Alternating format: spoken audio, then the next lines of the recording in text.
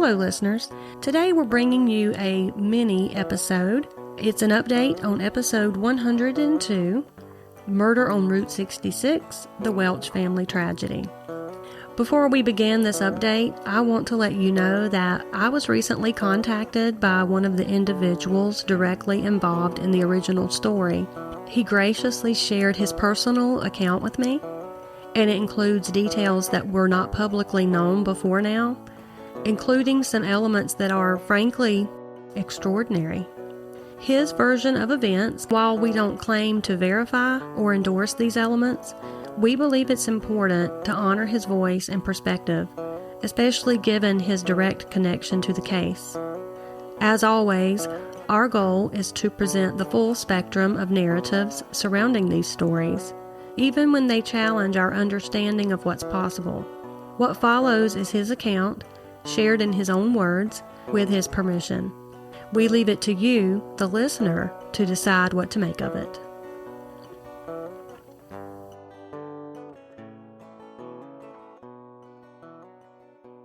We want to shout out, we had some great support this week. Teresa P. bought us some coffees, and Stacy Hansard bought us some coffees. So thank you, ladies. Thank you very much.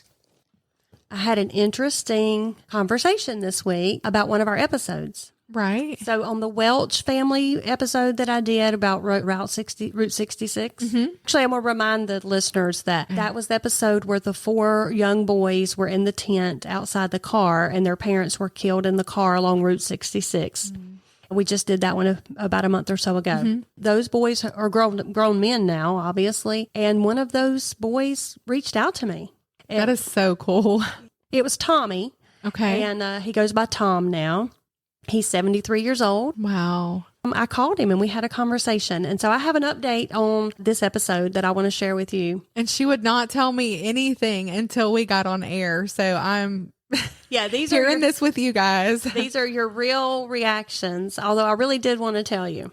So the three younger boys were adopted by an aunt and an uncle.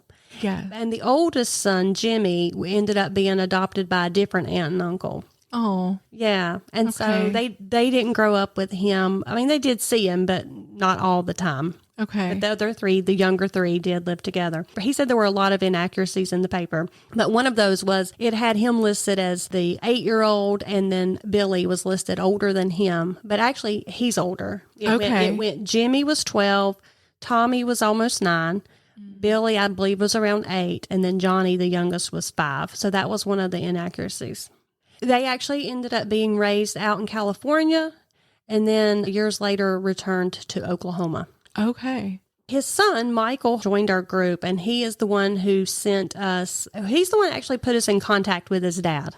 Okay. He posted a picture, an updated picture of those four brothers together. Are we allowed to, will he let us post that, you think? Yeah, he did post it in the group. And so I'm going to actually go put it on the actual cover, because I always want to bring more attention to the victims of a crime than the perpetrators. And so I would really like to post that there. We should post like a picture of them when they were young and then that picture. Side by side. Yes. I will. When I post this up, when we release this update, I will do that. Okay. You never know who's listening. That's incredible. It is incredible. His father and grandfather were both registered Cherokee Indians. Okay. And there's going to be more about that later in this story, okay? As you know, their father was a truck driver for Transcon, and he regularly took loads between Oklahoma City and Fresno, California, which I did tell in that episode. Yes. So he said the week before the incident happened, their family had gone to a place, like a theme park in Oklahoma City called Frontier Park. And they had some like military type looking planes and stuff there that they were looking at. And his uncle was there with them. And he said his uncle was in military intelligence at the time. Okay. And he heard his dad and uncle talking. His uncle said to his dad, I know you were the one that hauled those here, those military things. Right. And his dad made a comment and said, well, that's not the craziest thing I've ever hauled. And then he said he had actually hauled a UFO on his truck once to, I think he said Mexico or New Mexico. I guess he said New Mexico. Okay. Yeah. About a week after being at the theme park, his dad came home from a work trip and was barking orders telling them to pack up some stuff, get their tents and everything, that they were leaving now. A storm was rolling in, and the mom kind of wanted to wait a little while, but the father insisted, no, we got to pack up. They ended up packing the car in a downpour, getting soaked, but his dad was that insistent on getting everything packed. Okay. They left home, and he said, no, we were not on a vacation, and we weren't just going on this road trip. We were leaving. Oh. The weather was so bad that his mama was begging him, like, can we just stop? And so they finally stopped at a relative's house near downtown Oklahoma City. They had the uncle that they went to their house had a garage and a carport in front of it, and his car was in the carport. Right. Well, he could have just pulled it straight on into the garage and then let them pull in the carport behind him, but he didn't. He pulled his car out, let them drive their car into the garage and closed it, and then pulled his car back under the carport. Huh. And so I said, so they were hiding your car? And he said, yes. That night, the boys slept on a pallet. They fixed them a little pallet there in the house. The parents were up late talking with the aunt and uncle, and they could overhear them. And he said they were talking about one thing, and that was dying. If we die, this is what you need to do, all the way down to the funeral arrangements. That is crazy. I have chills. Yeah, it's pretty crazy. They got up early the next morning to leave, and they did that whole same song and dance with the car. Pull the uncle's car out, let them get out, him pull back in, because that's what they had to do to leave. Yeah. And they took off.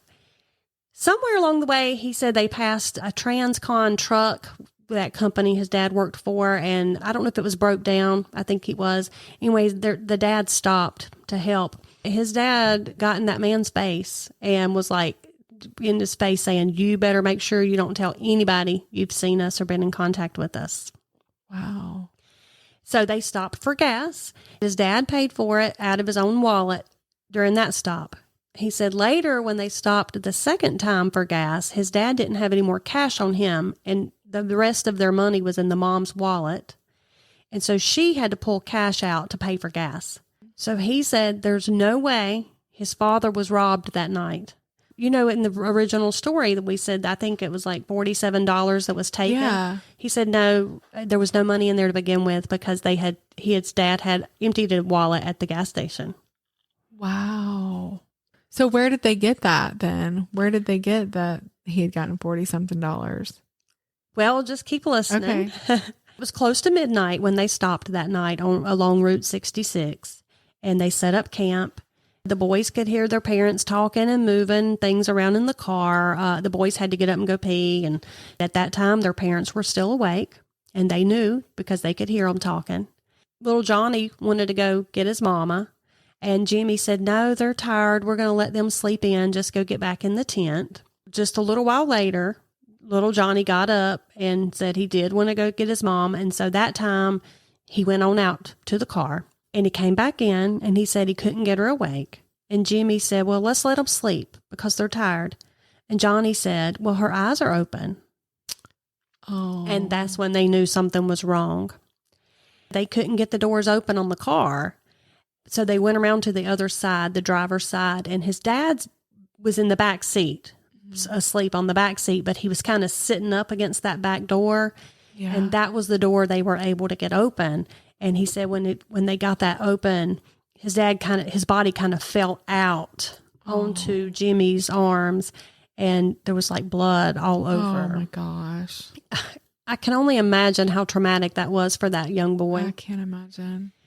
Now, Tommy believes there were two assailants, not just one, not giant. He said he has never believed that James Bentley had anything to do with it. Really? That's what he said. Wow. Yep. He believes his parents were awake when they were shot, and he believes the only reason they didn't hear those shots is because there was a silencer used. Well, somebody said that to me. I was talking to somebody the other day about that, and I said, it's just so weird that they did not hear the gunshots. And then they asked me, well, could it have been a silencer? And I said, I don't know. It was the 60s. And they were like, yeah, there were silencers in the 60s.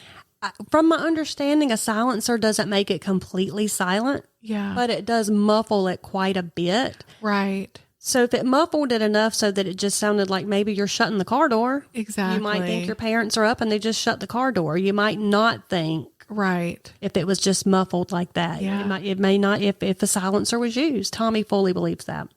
He said the sheriff actually took them to his house. The sheriff's wife would not let them in the house.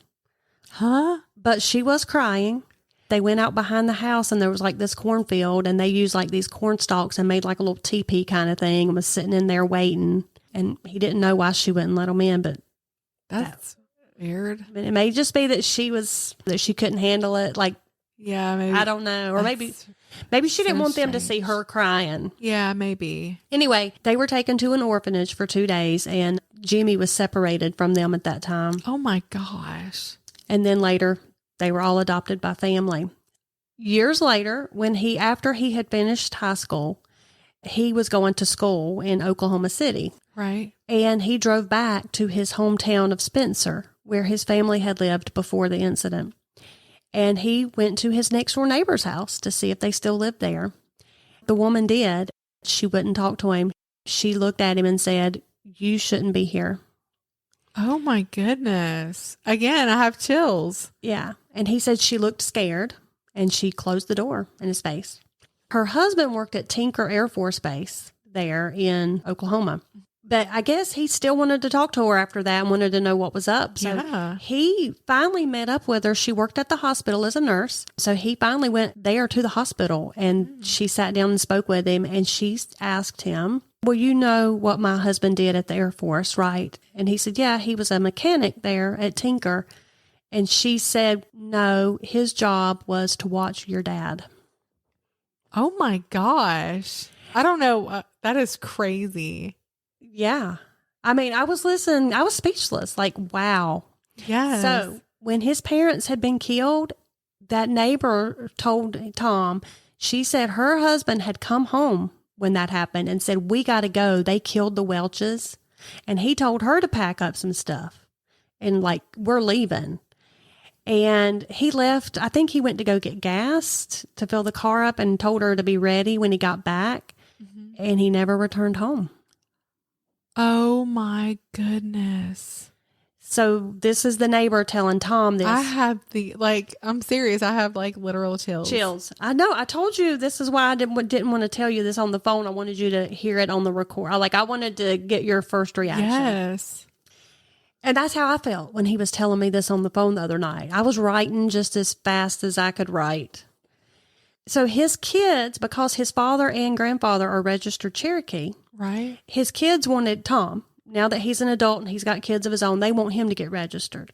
So he goes to get registered. And the lady he speaks with there at the government office, she says, "Well, in order to get registered, we have to have your parents' birth certificates. You know, you have to show Cherokee lineage." But she said, "I can't give them to you because the files are sealed from the government." Oh my gosh. And she said, in order to get them, you would have to get a judge to release them. But she said that's not going to happen because these were sealed by a non-existent judge for the government. Oh my goodness gracious. So then she says, "Well, do you have any idea why they would be sealed?" And he said, "Yeah, but I want to know why you think they might be sealed." And so they both wrote down on a piece of paper what they was, and they showed that paper to each other, and they had both written down aliens. Oh my gosh. Like I said, he never believed that Bentley had anything to do with the murders. He thinks it was a government cover-up. Wow. And I asked him, I said, "Do you think that, because, Bentley was in prison for something else, in jail, and he bragging to people that he had killed them, do you think they just thought, oh, okay, well, he's bragging about it, we're going to lay it on him and he'll be a patsy?" And he said, "Yeah, that's what he thinks." A couple of things that after the story that made me have a few questions was I never was able to determine why the sheriff's wife would not let the boys in the home that first day. I don't think she could have gotten word yet. If there was anything fishy going on, I don't think she would have known that yet. But then again, who knows?